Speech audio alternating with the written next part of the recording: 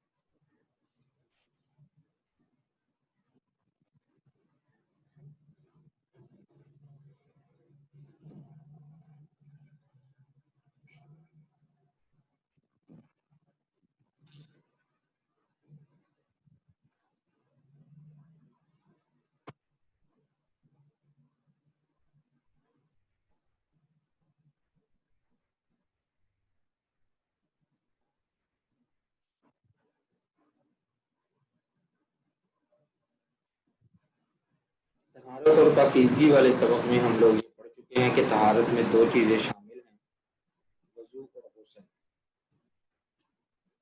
नमाज से, इबादत से, कुरान पाक की तिलावत से पहले वज़ू करना ज़रूरी है, लेकिन शर्त यह है कि जिस्म और लिबास पाक होना चाहिए, तो फिर वज़ू जो है वो काफ़ी होगा।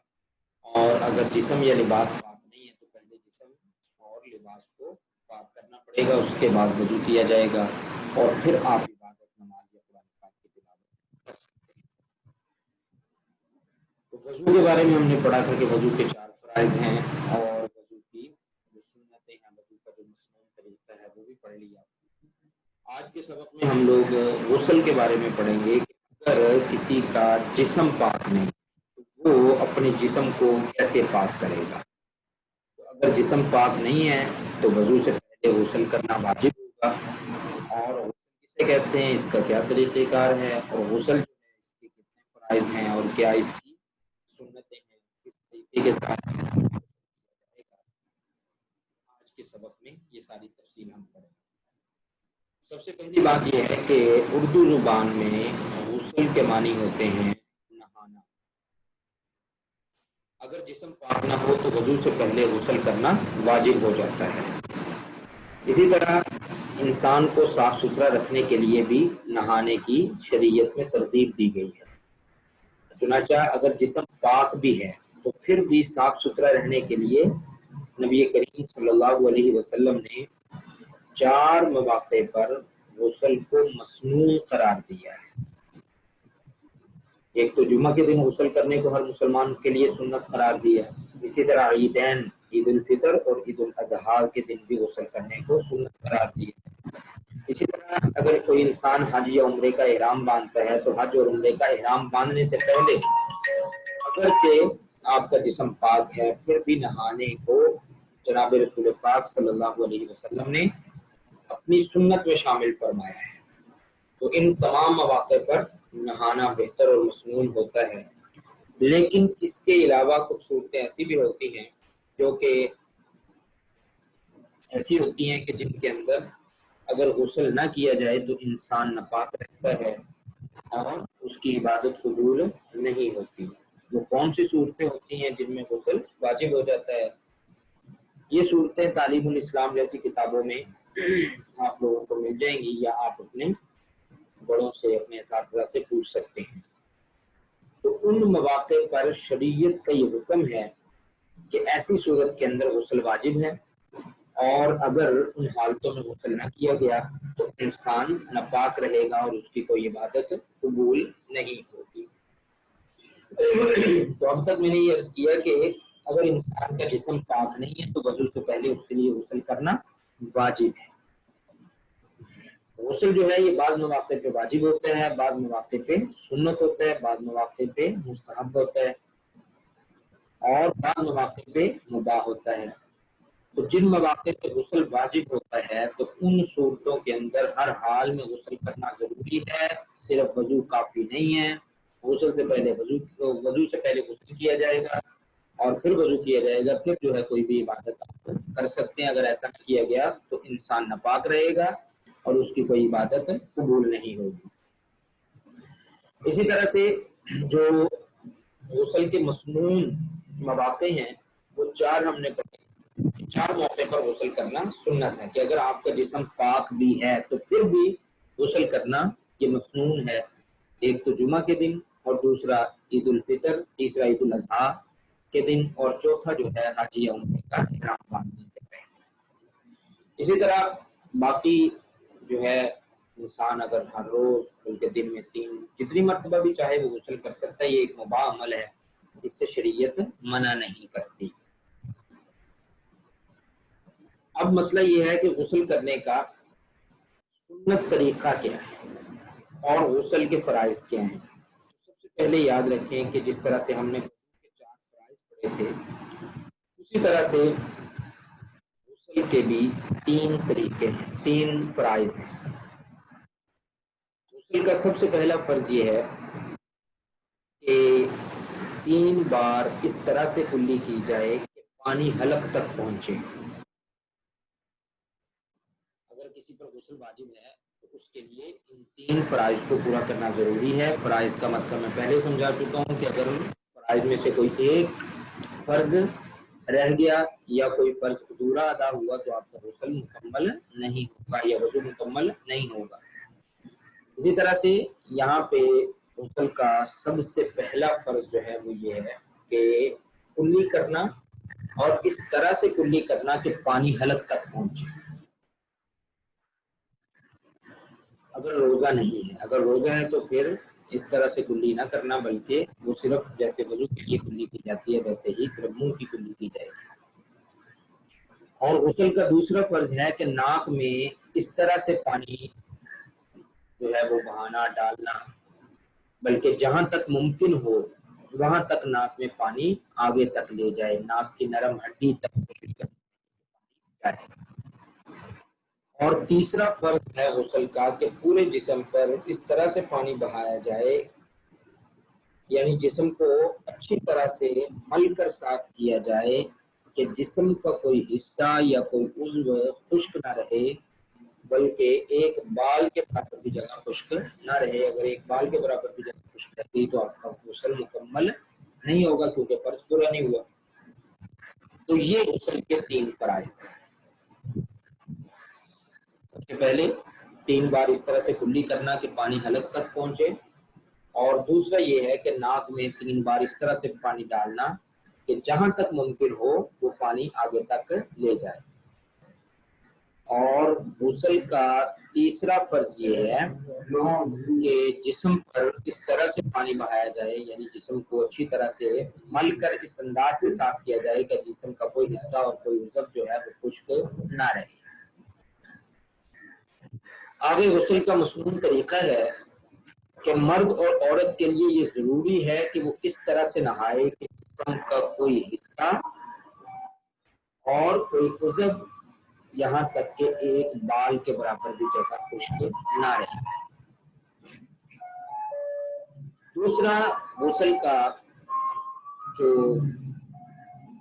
مستحب عمل ہے وہ یہ ہے کہ پانی کے اعتدال کے ساتھ استعمال کیا جائے، یعنی بہت زیادہ پانی ضائع کرنا یہ بھی اللہ تعالیٰ کی نعمت کی ناقدری ہے، اور اتنا کم پانی استعمال کرنا کہ جس سے غسل بھی اچھے طریقے سے استعمال نہ ہو یہ بھی ٹھیک نہیں ہے۔ اعتدال یعنی میانہ روی کے ساتھ پانی استعمال کیا جائے، خام خواہ جو ہے وہ پانی ضائع نہ کیا جائے۔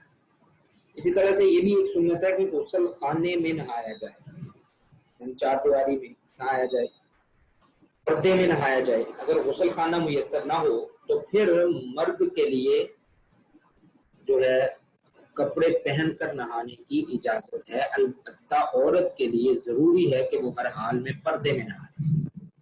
اسی طرح سے غسل کرتے وقت بعض لوگ باتیں کرتے ہیں، گنگناتے ہیں، کہ غسل کرتے وقت گنگنانے اور باتیں کرنے سے منع کی ہے۔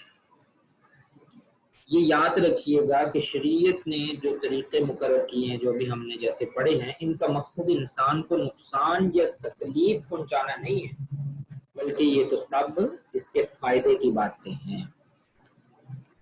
ہر نماز سے پہلے وضو کرنے سے ذہنی اور جسمانی سکون ملتا ہے، انسان صاف ستھرا رہتا ہے اور اس کی تھکاوٹ دور ہو جاتی ہے۔ نہانے سے پورا جسم صاف ہو جاتا ہے، اس طرح صفائی کے باعث بیماریوں سے کافی حد تک انسان محفوظ رہتا ہے۔ وضو کرنے اور نہانے سے ذاتی صفائی بھی حاصل ہوتی ہے اور اس طرح روحانی صفائی بھی حاصل ہوتی ہے۔ وضو کرنے سے، غسل کرنے سے روحانی طور پر بھی انسان کو فائدہ ہوتا ہے۔ جناب رسول اللہ صلی اللہ علیہ وسلم نے پوچھا کہ اگر تمہارے گھر کے باہر یعنی تمہارے دروازے پہ ایک نہر بہتی ہو اور تم دن میں 5 مرتبہ اس میں نہاتے ہو، وضو کرتے ہو، تو کیا تمہاری جسم پر کوئی میل کچیل باقی رہ سکتا ہے؟ صحابہ نے کہا کہ نہیں۔ تو آپ نے فرمایا اسی طرح سے جو انسان دن میں 5 مرتبہ وضو کرتا ہے تو اس کے صغیرہ گناہوں کو اللہ تعالیٰ معاف فرما دیتے ہیں۔ جب انسان پاک صاف رہتا ہے، باوضو رہتا ہے، تو اسے عبادات کے علاوہ کام کرنے میں بھی لطف آتا ہے اور اس طرح سے عبادت بھی اس کی قبول ہوتی ہے اور کام کرنے کی صلاحیت بھی بڑھ جاتی ہے۔ باوضو رہنے کے بڑے فوائد ہیں کہ صرف عبادت اور نماز کے لیے ہی باوضو نہیں ہونا چاہیے، بلکہ ویسے بھی اگر عام روٹین کے اندر بھی انسان جو ہے باوضو رہے تو اس کے بہت سے جسمانی اور روحانی فوائد حاصل ہوں گے۔ یہ مختصر میں نے غسل کے فرائض اور غسل کے کچھ فوائد آپ اللہ کے سامنے عرض کر دیے ہیں۔ اب غسل کرنے کا جو مسنون طریقہ ہے وہ کیا ہے؟ تو غسل کرنے کا مسنون طریقہ یہی ہے کہ غسل اس طرح سے کیا جائے کہ سب سے پہلے اگر غسل واجب ہے، انسان پر غسل واجب ہے اور غسل کر رہا ہے، تو سب سے پہلے اسے چاہیے اس کے جسم کے جس حصے پہ ناپاکی یا گندگی لگی ہے، نجاست لگی ہے، وہ اسے صاف کرے اور اس کے بعد اچھی طرح سے استنجا کرے اور اس کے بعد جو ہے ہاتھ دھوئے اور اس کے بعد وہ کلی کرے، یعنی اس طرح سے کلی کرے کہ 3 بار پانی جو ہے وہ حلق تک پہنچائے اور اس کے بعد ناک میں پانی ڈالے اور باقی جو ہے اعضائے وضو ان کو دھو لے، وضو کے طریقے پہ وضو کر لے اور اس کے بعد پھر جو ہے وہ پورے جسم پر آخر میں 3 بار اس طرح سے پانی بہائے کہ جسم کو اچھی طرح مل کر صاف کرے اور یہ یقین کر لے کہ جسم کا کوئی حصہ اور کوئی عضو خشک نہیں ہے۔ میں نے عرض کیا کہ یہ پورے جسم کو غسل کے اندر دھونا یہ واجب ہے، اور اگر کسی کا ایک بال کے برابر بھی کوئی عضو یا کوئی حصہ خشک رہ گیا تو اس کا غسل مکمل نہیں ہوگا۔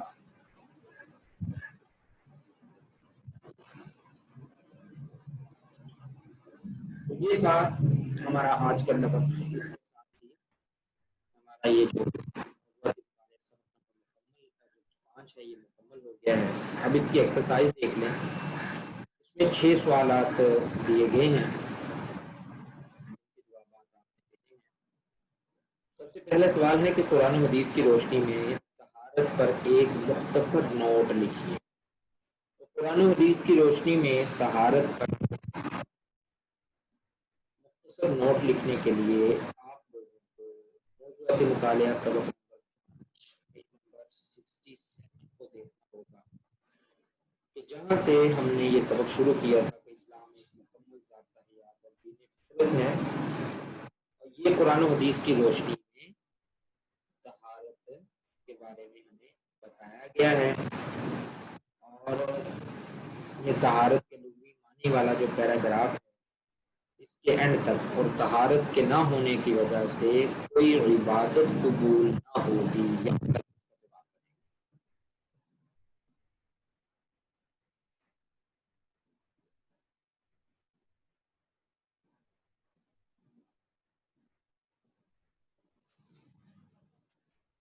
اس کا دوسرا سوال ہے ہمارے پاس کہ وضو کا طریقہ بیان کیجیے۔ تو وضو کا جو طریقہ ہے وہ ہم نے پیج نمبر 68 پہ پڑھا ہے۔ ایک تو وضو کے فرائض پڑھے ہیں نا، 4 فرائض، اور ایک ہے وضو کا یہ طریقہ کہ وضو کا مسنون طریقہ حسب ذیل ہے۔ یہ 9 बार कुल्ली करना, 3 बार नाक में पानी डालना, चेहरे को पेशानी के बालों से थोड़ी के नीचे तक और एक कान की लौ से दूसरे कान की लौ तक अच्छी तरह धोना। नंबर 5 कोहनियों समेत बाजुओं को धोना। नंबर 6 सर का मसा करना। नंबर 7 टखनों समेत दोनों पाँव को धोना। नंबर 8 वजू करते वक्त ये ख्याल रखना कि पहले जिस्म का हिस्सा और फिर बायां हिस्सा धोया जाए। नंबर 9 जिस्म के अज़ा को 3 बार धोना। ये गुस्ल वजू का मसनून तरीका है और हमारे सवाल नंबर 2 का जवाब है।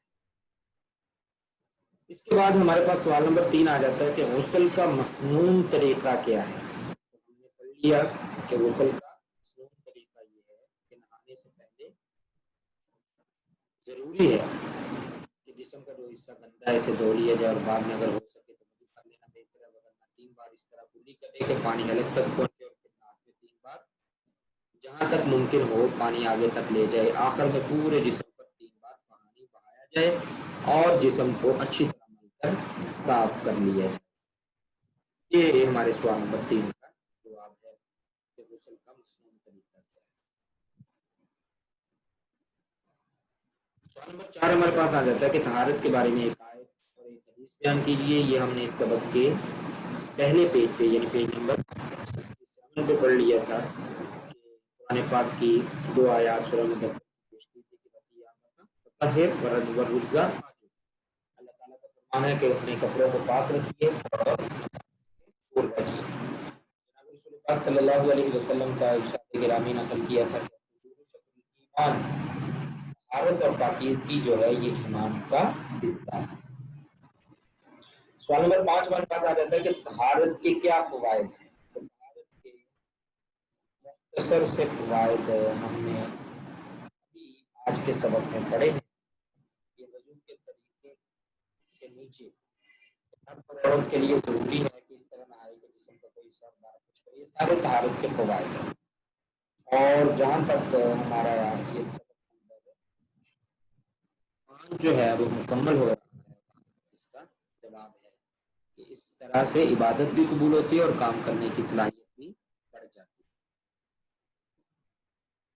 सवाल नंबर 6 है हमारे पास कुछ फिलिंग द ब्लैंक्स है, खाली जगहों को मुनासिब अल्फाज के साथ करना है। जुमा के दिन गुस्ल करना ये क्या है? सुन्नत है। ईदैन के गुस्ल मसनून है।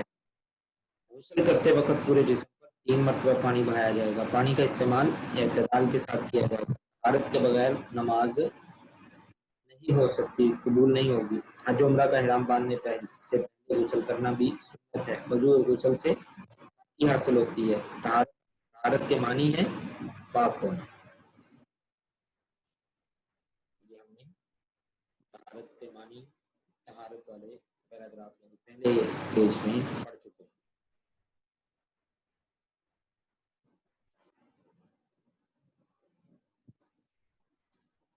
तो हमारा ये सबक नंबर 5 जो है तहारत और पाकीज़गी वाला ये आज मुकम्मल हो गया।